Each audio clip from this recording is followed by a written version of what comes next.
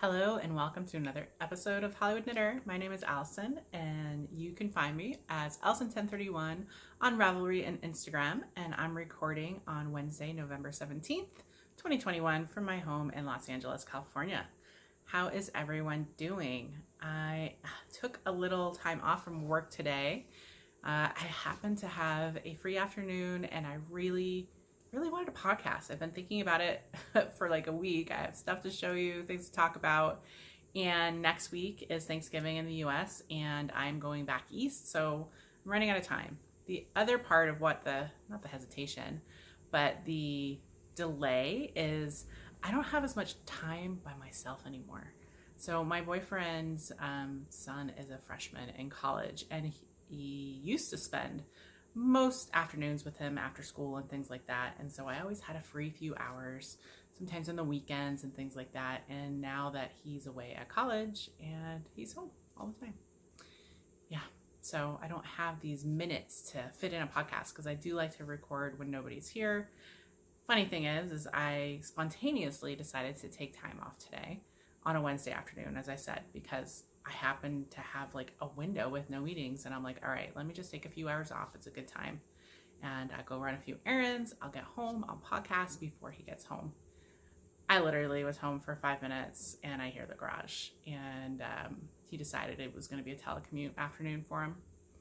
So should have ran my plan by him, but I was, doing my own thing. Anyway, so he is upstairs, hiding in the spare room.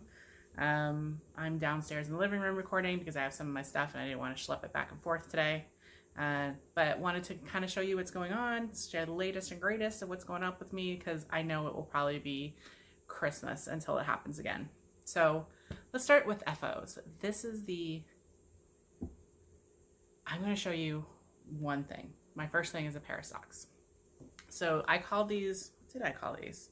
These are the Umbrella Socks by Kay Jones, which is a toe up with an afterthought heel. And this was new for me. So I cast these on in July. I remember I cast them on specifically so I could just knit in the round in a tube at one of the soccer games. And these kind of just lingered in my purse forever. But I liked these because, one, it's a different kind of toe than I usually do. I usually do a wedge toe, and this is like a circular toe. So that instead of like I typically do the increases here on just the edges, and this is kind of round. And I haven't worn this to see if I like this yet. These are for me. So I do need to wear them. And then I did a cut in, it's kind of a round kind of heel. And then Kitchenered, cut in, picked up, knit, and then Kitchenered the little tip. So I'm excited to see how these fit. The yarn is Nomadic Yarns, The Child, so it's inspired by The Mandalorian. And I just got a 50-gram ball of this sometime over the summer. And so with the 50 grams, as well as some leftover, I think this is Marigold Jen Tangerine Speedo, I was able to not do a totally short pair of socks because I wanted to kind of use all of it, but they're on the shorter side. So kind of ankle-ish, maybe a little higher. But yeah, so these are socks. I didn't bring sock blockers, as I said. I'm kind of winging it today. But I loved it. And I love these colorways. Look at the green and then the pop of orange. So me. So I'm excited to wear these and see if I actually like the construction of the heel or the feel of the heel and the toe. And if I do, then I'll use it more. I've never had an afterthought heel that I really liked. So I thought maybe it was time. It's been a few years. Been a lot of years since I did an afterthought heel, so I thought I would try it out and see if I can figure it out, because it is easier for me to be able to just keep knitting a tube, especially my work socks. A lot of times they get held up when I get close to the heel or near the heel or need to measure, because I know I need to stop and figure that out, and so then they no longer become an easy project in my purse. They kind of stick in there, and so I kind of lose knitting time. Like when I could be knitting, I can't because my purse project needs attention and I don't have that much mental to give it. But anyway, so that's my only pair of socks. Everything else are hats. I've just been crazy going with hats. Hats. Let's see. I'm trying to go in order that I finished them. So I need to, or started them, let's go with. Okay, so this is so if you remember, I have trying to do one hat a month with the goal of giving a box of hats to my family for the holidays. So the other thing is most of these hats or some of these hats are using leftovers. So how cool is this hat?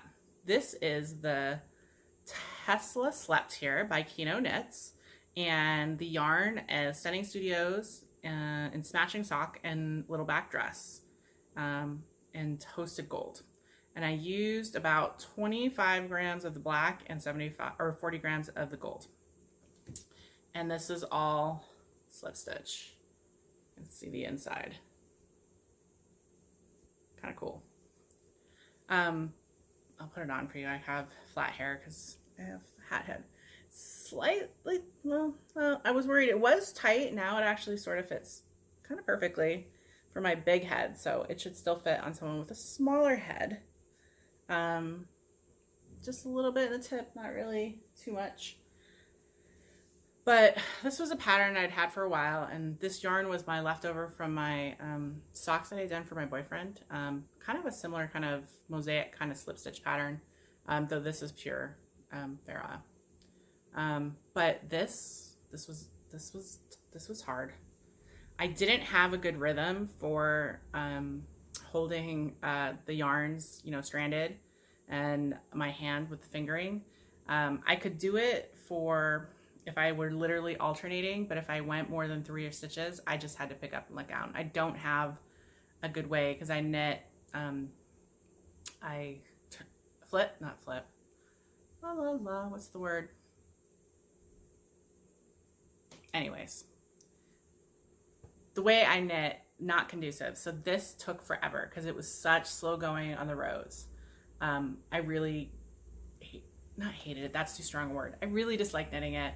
I powered through eventually and got through, and then I blocked it, which really helped too. Especially, you can't really tell, but my first row when I was trying to do two-handed, stranded, it was just so sloppy, and you can sort of see it here versus the very neat look as I go up where I kind of just stopped doing that so that my tension could be really even. So anyways, this is a good hat. I'm happy with it. The fault and the issues I had with it had nothing to do with the pattern at all. They were just me and stranded knitting on fingering weight. It's just time consuming for me, but happy with this. I'm going to send this into the box for the family. I think it's a cool hat.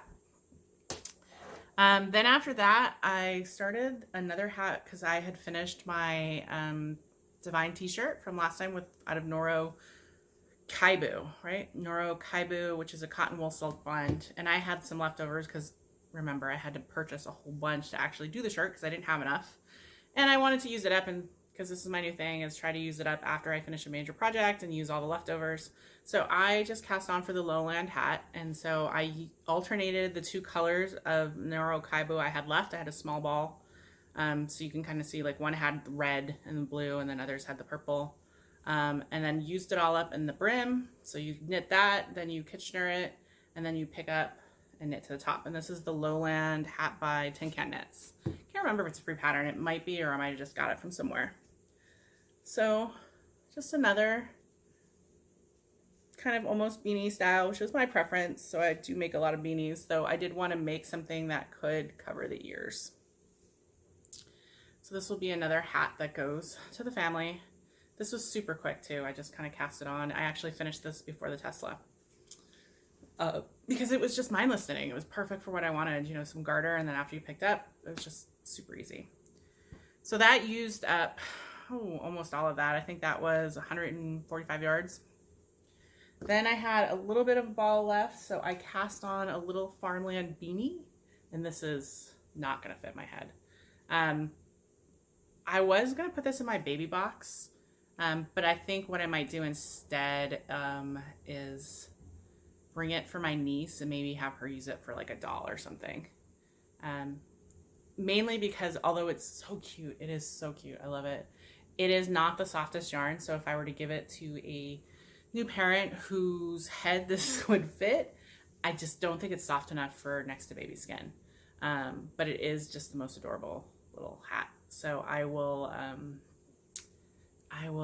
put it in the box and tell my mom when they open it that it is actually for a baby doll. I'm sure my niece, who is going to be 2 this year, will have a baby doll whose head will fit that, or my mom will. Then what else? Then I cast on another hat, and this, we're going to call this one my official November hat. My Tesla hat was supposed to be my October hat. And then I started in the mid-October, the Tied Knots by Justina Lorkowska out of my DK Mongolian Yak. And this is just in a super chocolate brown. And this is just a super cabled, traveling, you know, kind of different cable pattern. They sort of look like they travel. And it is yak. It is so soft. I did block this too because of the cables. I wanted them to pop. And if I put this on, you know, super. I'm anticipating that either my brother or my future brother-in-law, my sister's getting married next summer, may like this because it's, you know, just cabled and plain, and they don't always like the cool colors and the cool things. So I did make sure to put a few of these kind of, I don't want to call them masculine, I would call them boring colors, but with some fun for me. So again, this is the Tied Knots by Justina Lorkowska, and I can't remember if it was paid or not. I'll put it. Then I have this hat, which has been on my queue for hats this year. This is the I don't even know. I don't remember what this hat was. It's funny. I did my notes for the podcast last week, and I guess I don't have this pattern. I know I do. Sorry. I'm going through I work from a printed pattern. I use work to do it just because I find it easier for me to kind of mark it up and do a bunch of stuff for it. So after I'm done, I basically just throw them over here and then do it. So, all right.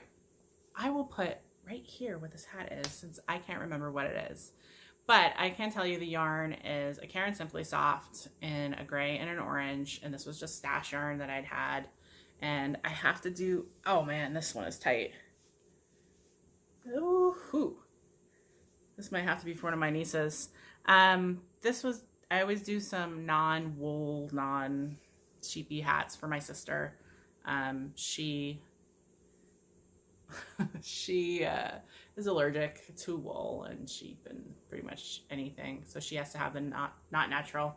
So this was a pattern, whatever it is, and I cast it on, and I just did this kind of little beanie style thing for it. So this will also go in there, and this was super quick. It's worsted. So I finished that in a short amount of time. And then I have one more hat. And this was also sort of a last minute, I don't even have it on my notes because I think I did it last week, but I'll tell you a story of moths. Yes. I keep I have a basket of knits up in my room, and it has like my boyfriend's hats and some of the my go-to hats. Like I have a lot of hats. And so I have a smaller box that I grab. These are the ones I wear more often, and then these are the ones I not. Anyways, it's in a semi-open area, but I pulled it out for some reason the other day, and I think I pulled out the hat that I was going to wear. It was a hat I knit for my boyfriend when we went to Japan a few years ago, and I pulled it out to wear, and I noticed that it had moths, or moth eggs, or moth detritus, however you want to go with it. And I do get clothing moths every so often, but never like a serious infestation. It's always like 1 or 2. So I'll pick something out and I'll find a chewed spot in a yarn or something like that, but never like an infestation. And yeah, it's not fun. But I'm not worried about my yarn stash itself because it's in a sealed cabinet and I put some stuff in there, meaning it's never opened.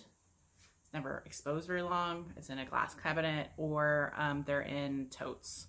And then I have like moth repellent kind of, or lavender or something in them. And so I've never actually found any of the issues there. It's always the random balls I leave in a basket that are exposed usually in my bedroom. or other places where, you know, you just have those random skeins, leftovers, things like that, or knits. So anyways, I pulled this hat out and it was like an it was a kind of a cabled hat that I knit for him that he's actually never even wore because he doesn't remember it. I think I made it to bring to Japan and then he never actually needed to wear it because we don't go cold places very often. Anyways, I wanted to save the yarn. So I was like, okay, initially I thought it's 1 or 2 spots. I will just unravel this hat, you know, we'll cut out those spots and I'll wash the yarn and this and that. And I did that, but it was a lot of eaten spots. I don't know if you can tell this hat. So everywhere there's ends, that was where I had to cut it. I probably had varying lengths. I probably had at least 15 different spots where I had to cut out, you know, a significant where the little beasties had chewed. But I still was insistent I was going to save the yarn. So I rolled it into, well, I washed the yarn. So I unskeined it. I washed it. I went through and re-rolled it and cut out all these weak spots because it was never like entire yarn. It was like 8 ply. Then I put the ball in the freezer for 2 weeks. And it was funny. My boyfriend's like, why is there a ball of yarn in the freezer? I'm like, just because, just in case I missed anything. Like the entire skein went through my fingers as I was winding it. You know, they're not microscopic, you know, the little, it's usually the remains, I think, of their like larvae that you feel in yarn. And then the moth and then, you know, the larvae. So there was nothing there. So anyways, so I did it and then I decided to do a simple, it's a Jacques Cousteau hat, modified because I guess it was supposed to be a knit 3 purl 2 and I did it as knit 3 purl 1. And then I also modified it at the top. One of the issues in the pattern, it's a free pattern and it has a ton of projects, is that it's too pointy. So I just sort of did my own instead of, I think it had you decrease every row. I did it every other row until, you know, whatever. A little pointy at the top, but I did save the yarn, knit a new hat for him. This yarn is DK Forbidden Fibers. They're Fortitude DK, and I can't remember the colorway, but I liked it. It's like this blues and grays, and yeah. So I basically just, I did it not to create a things. Basically, every time I came to a cut end, I just overlapped it for 3 stitches with the next end, and then didn't even weave in the ends, just cut them inside. Not super short, just you won't see them, and then cut this hat. So yeah, so that makes, counting the little one, which 5 adult hats of varying fingering to DK to sport, and then 1 little baby hat. So that's what I've done since I last talked to you, which has probably been about 6 weeks at least, maybe 2 months.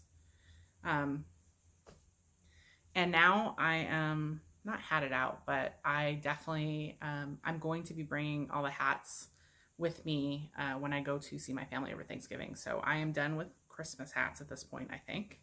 Though I might actually, even though he saw it, I might wrap that up and give it to him because it's just the way I am. But yeah, so those are all my FOs. Let me show you what I'm doing for my sock in progress. Is my stripy socks, and I started these in mid-October from scraps. I can't even tell you what the scraps are because I don't think I know or remember. I think would be more accurate. I just picked up some, I don't know what struck me, but I did pick up some yarn.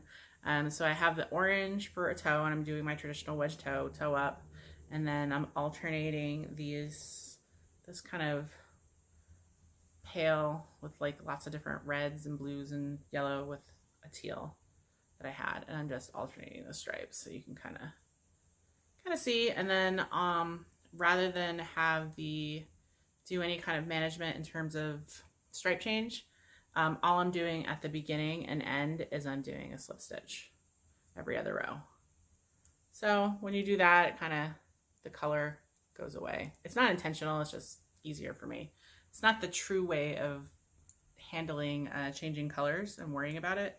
It's just sort of my unofficial way by slipping both ends. It's a design feature and it doesn't bother me in terms of uneven switches of color where you switch. Anyways, none of that made sense. But this is all I got since like a month. This is all I've done. Yeah. So obviously they're not seeing a lot of love. They're probably, I'm going to definitely be bringing them on vacation and they'll probably get a lot of love. But I do want to get those done while I'm over there. I just haven't been spending, it's my first project and haven't been knitting that much on it. The other thing I have, oh, I'll show you these just because I don't usually have anything to show you on this. Oh, I don't really have too much to show you anyways. So I'm still knitting, doing knitted knockers, and this is the very, very tip of the boobie. Using my Patent Grace. I'm almost out of it, the black and the red. So I'm using black for the main color and red for the black. So I'm going to use all this up, and then I will see how many I've done for the year. I think it's at least a dozen. With the, I think I had some nude, some black, some red. Anyways, like 5 balls of Patent Grace. So probably more than a dozen. But anyways, holding those for when I go to the next place I can donate. And then the last project is I cast on my sweater. And this is the Ashland, and I cast this on about a month ago. It's been slow going. This is the Ashland by Brooklyn Tweed. Oh, do I have a picture? Sometimes I print pictures, sometimes I don't. Here's one. So there's the Ashland. I've actually had this in my queue for a while. And picked up the wool at Rhinebeck 2019 specifically for it, and it's the Ashland wool fingering, in this kind of mushroom, I think it is, or pale gray, and then these are the 2 stripe colors, this green and this orange. Are totally me. Now I've had this in my queue forever, and I finally purchased the pattern and started to read it, and almost didn't knit it with that. This is a Steek sweater, knit from the bottom up. It just, the pattern itself, I can't remember how many, it's like 15 pages, 16 pages, like way more complicated than I think I was wanting. And then, so I hesitated, should I find another one? And then I was like, you know what? I'm going to challenge myself. I've never done a Steek sweater. So yeah, so this will be a challenge. And when I say steeked, it's obviously knit all the way up and then the armholes, and then you steek in and then, do that. I think. I'm not there. All I am through is I'm almost through the ribbing. Almost. And the ribbing is taking forever. I did do the cast on recommended, and did the tubular cast on, which I have done before, but I don't do very often. But I do love it for the stretchiness of the edge. It keeps its shape, but it's still stretchy. I probably should use this more on the bottom of sweaters and don't.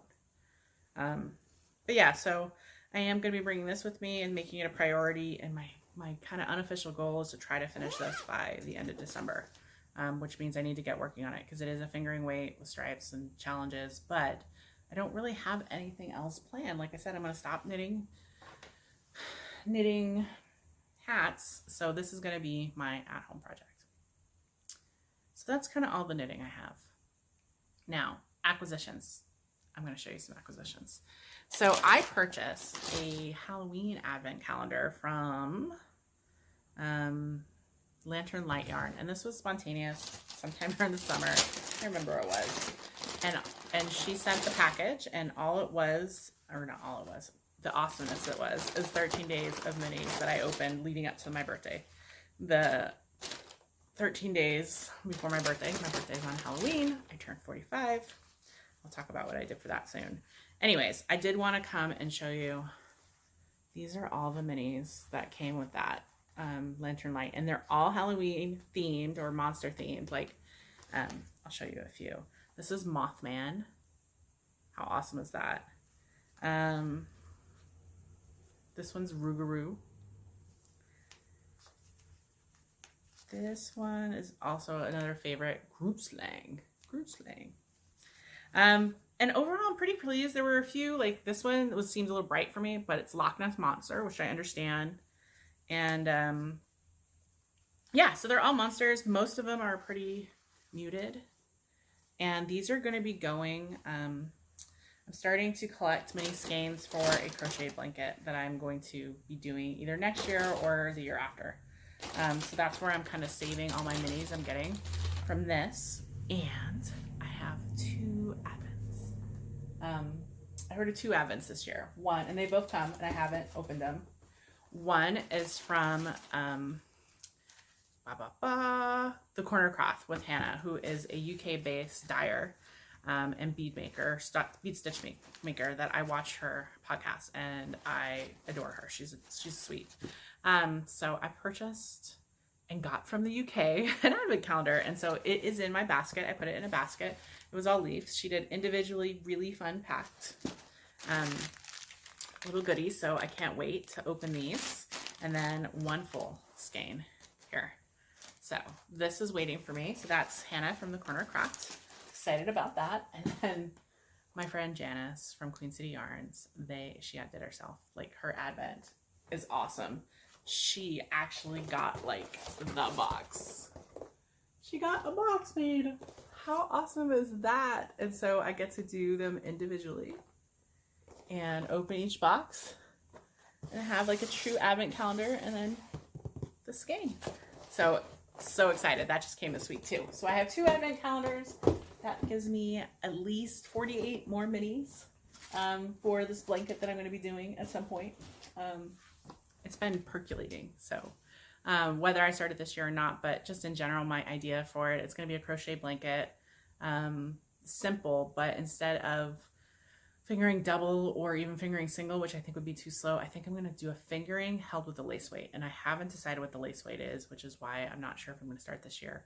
I'm thinking of getting a cone, but I don't want a mohair. I might just do the silk base, but I need to feel them. So I might actually make time to go to Webb's if I can while I'm home visiting my family in Rhode Island.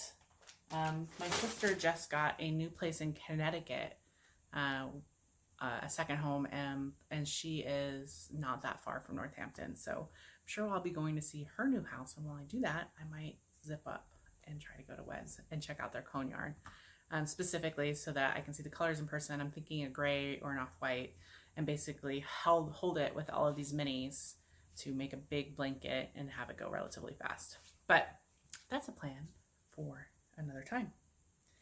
I mentioned that I had my birthday, turned 45. I had been hoping in past years, and when I turned 40, I went to Hawaii and had a bunch of friends come. I was hoping to do something similar, like on every 5 years, basically. But it wasn't the year this year to do that. So instead, the boyfriend and I booked us down to the Hotel del Coronado down in San Diego, which is a very nice resort and very iconic. It's been around for 100 and something years. Very classic, and it's on the beach and in San Diego on the Coronado. Anyways, it was great. We went down and stayed Saturday and Sunday, and I was able to use I had some Hilton free nights, so I was able to book that, and then we just hung out at the beach, walked around, just chilled. It was Halloween. We didn't do any Halloween activities, didn't really see anything. But yeah, it was relaxing. It was nice. It was nice to get away. So that was my birthday. What else? I've been watching a lot of stuff. I do recommend, what do I recommend? So for Halloween, I watched the show Marianne, which is on Netflix. It's a French show. It was actually from 2 years ago, and it was super weird and scary. It was like the perfect Halloween show about a woman who writes these horror stories about a witch, and she's decided she's going to stop, but this witch is actually from her childhood, from her hometown, and when she tries to stop, all these bad things start happening. So she goes back to her where her parents live, and then has to work it out with this witch who's crazy. It was very well done. It is French, so I watched it subtitled, but it was scary and weird. It was awesome. Watched the third season of Sex Education. So good. Sex Education is a British show about British kids in high school, and Gillian Anderson stars in it, as well as Asa Butterfield. And it's so smart. It's like, I wonder if I'm like, I wasn't that smart as a teenager. I know it.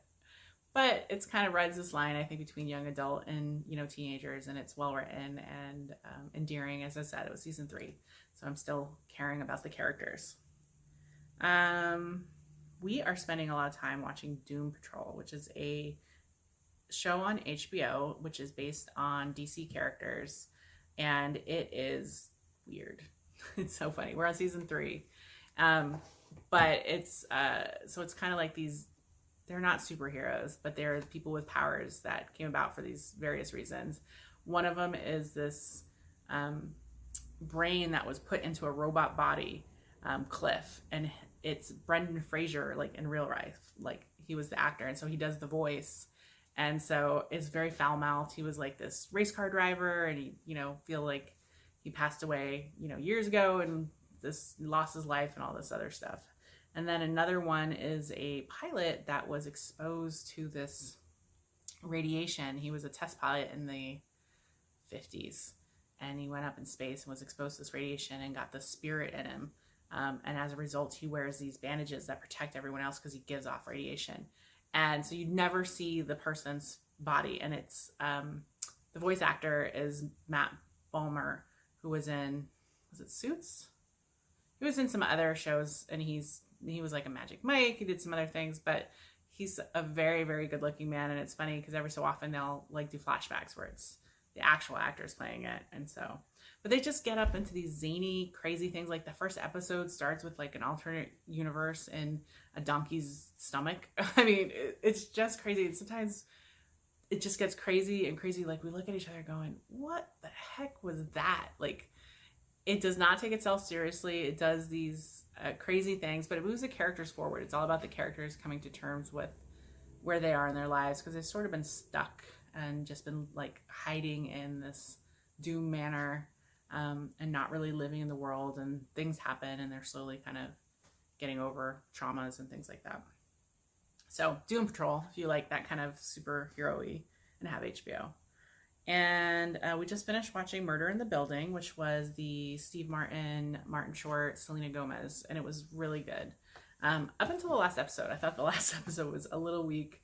The ending, I think they were setting up, obviously, for a season 2, but up until that, it was pretty strong.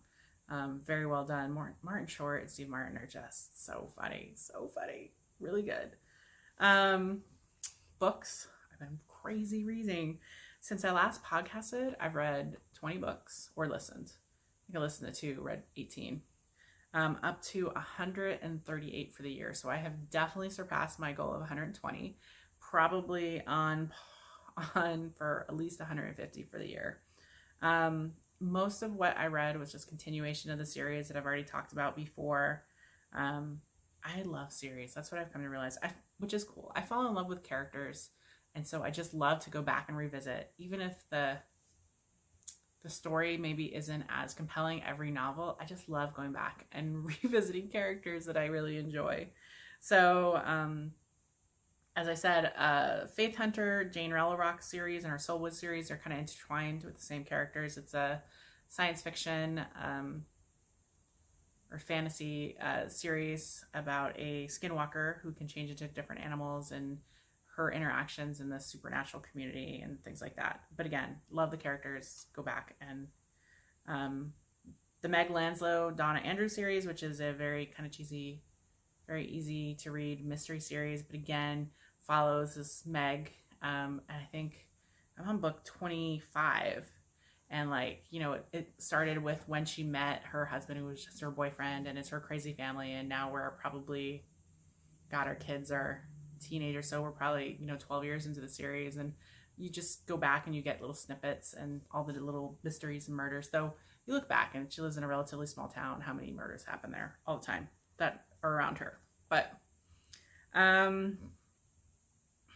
what else? I started a new series, the Jen McKinley Liebert Lovers mystery series, and I'm just in the middle of the second book right now, and that's kind of cute. It's it's another kind of murder mystery where the main female lead is the chief librarian of a small place. I think it's sort of themed on like somewhere, a small community in Long Island where there's islands, and It's on the water and it's kind of near major Connecticut, New York, but not. And as I said, so far I've only read one book and I liked it enough to start the second. And it's a series of, I don't know, a dozen or so, I think. Mainly because all the other series, I'm almost caught up with them. So now I'll have to wait, once a year for books. I read the latest Patricia Briggs Alpha and Omega series, and that's kind of a werewolf, that's a supernatural fantasy. There are werewolves, there are kind of elves, and there's all sorts of supernaturals, but it's a very strong female character driven one, though the Alpha and Omega series is about a pair of werewolves that are partnered, and he is an alpha, she's an omega, which is a special type of werewolf that can exist within a pack that calms everyone, and they have positions of power, and they get sent out to do different things, and so they handle crises in other places. But again, I love this writer, Patricia Briggs, because she does strong female characters. I picked up the Temperance Brennan series, which I hadn't read Kathy Reichs in a while. I think because she didn't have a book or so for a year. I listened to the afterwards, and I guess she had some type of brain tumor or brain cancer or something, and so she hadn't written a book, and I think that's why, because I used to get one every year, and this is what the Bone series was based on. But her books are very well done. And then I read the latest Women's Murder Club book from James Patterson. Another one I just like to go back and revisit characters. What else? Oh, I have a new podcast. So I have started watching, she's a relatively new podcast. She's Nitty Witch on YouTube and Etsy, and it's Vanessa in Delaware. I think I follow her on Instagram. I do follow her on Instagram, but I think that's where I was alerted that she started a podcast. So yeah, check her out if you're looking at it. She's based in Delaware. She's really big into Halloween, and that's her season. So for the month of October, she did a daily vlog. So you really got to kind of watch. And she's into tarot. She's into beautiful colors. She has great yarn, and she's just got a great energy. So if you're looking for a new one, I highly recommend Nitty Witch. She's on YouTube, as I said. What else do I have? I have travels planned. I'm so excited. As I mentioned already, next week I'm going for a week to see my family for Thanksgiving this year. This will be my holiday trip, so I'm leaving on Wednesday, and I will be in New England until probably the following Wednesday, I think, to see my family and my nieces and my nephew. So that will be fun. And then in February, I'm going to, I think, have my mom and my niece come out. My middle niece, my oldest niece, she's 11, come out during her school break, her spring break, or one of her spring breaks, her February break. I don't know. I guess that's a winter break. Anyway, she gets a week off from school, and she wasn't able to come visit me this summer, the past 2 years, as she normally does. So I asked to have her for this break, and I still might have her for the summer. And then maybe my mom, because my mom hasn't been out for a while. So I figured the two of them could come out and visit me for a week. So that will be fun. I am booked to go to Stitches West this year, which is March 3rd through 6th in Sacramento. So it'll be the first Stitches West up there. I have booked, I think I'm taking a single class, and I have a hotel, and I just have to book my airfare soon. And then I put in for Knockers is happening in 2022. I'm so excited. I had been planning to miss the 2020 Knockers, because that was when I was supposed to go to Morocco. That trip unfortunately didn't happen, but I am here, and so because I was relatively recent, I get to get in, and so I sent that out. So I'm excited. That's in early April. And then I still have a tentative plan to try to go to Maryland Sheep and Wool in May. So yes, super excited to travel. I think that's all I have. I hope this finds everyone well. I hope everyone has a good holiday. As I said, I probably won't be back until right around Christmas or after. That will be my next time, 5 or 6 weeks. So I hope everyone has a happy Thanksgiving in the U.S., has a happy holidays with whatever holiday they may celebrate, or not. Just have a great time. I'm going to the cold, so I actually, for this trip, which I normally just carry a carry-on, which severely limits the amount of knitwear you can bring. I could space bag them and some other stuff, but in general, unfortunately, I don't get to bring a lot of my big sweaters because they're big and I try carry-on. But because I'm bringing Christmas presents this year, I am upgrading to the bigger bag, and I'm going to check, so I will be able to bring a few more sweaters. So I'm excited it'll be somewhere cool that I can wear them. Hey. Yeah, that's all I got. As I said, I hope everyone's doing well. I feel like things are turning up. Work is still super busy for me. As I said, I snuck in a few hours here, a few hours there, but it is super crazy and will continue to be. But I'm trying to be a little more mindful of taking a little me time. I always feel guilty about it, especially if I have lots of things to do. But luckily, as I said today, I just happened to have a little downtime and a few hours where I didn't have meetings, which is a miracle. So I took this time to do this for me because it will make me mentally feel good to have the podcast out there, and I can put some of the stuff away and take pictures and do the whole thing. Anyways, so that's a wrap from Hollywood, where fantasy meets fiber and dreams are knit. Bye, everybody.